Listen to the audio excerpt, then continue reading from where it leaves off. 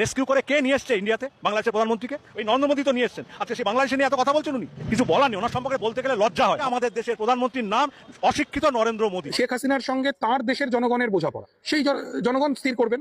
আমরা কেন মানে এই স্টেকটা, এই দায়টা আমরা কেন নেব? শেখ হাসিনা নিয়ে জটিলতা ক্রমশ বেড়েই চলেছে। শেখ হাসিনা ক্রমশই এক বোঝা হয়ে দাঁড়াচ্ছে। অন্যান্য গণহত্যাকারীরা বিভিন্ন জায়গায় পালিয়ে সেটা নিয়েছে, ভারতীয়রা চিরকালই তার নিন্দা জানিয়েছে, কিন্তু আজকের দিনে ভারতের চরিত্রটা একটু অন্যরকম। হাসিনার কি অবস্থা হয়েছিল সেই অবস্থা হতে চলেছে নরেন্দ্র মোদী। প্রতিবেশী বাংলাদেশের সঙ্গে, যাদের সঙ্গে আমার ঐতিহাসিক সম্পর্ক, সেই বাংলাদেশ আমার কাছে প্রিয় না, হাসিনা প্রিয় হয়ে গেল, এটা মোদির মতো মানুষের পক্ষেই সম্ভব। আমার ট্যাক্সের টাকায়, আপনার ট্যাক্সের টাকায় অন্য একজন দেশের বিতাড়িত প্রত্যাখ্যাত এক মহিলা প্রধানমন্ত্রী ছিলেন, তিনি, তার ভরণ পোষণ ইত্যাদি কেন চলছে? যদি ভারত থেকে অবৈধ বাংলাদেশি অনুপ্রবেশকারীদের বিতাড়িত করতে চায়, তাহলে শেখ হাসিনাকে দিয়েই সে কাজ শুরু করা উচিত।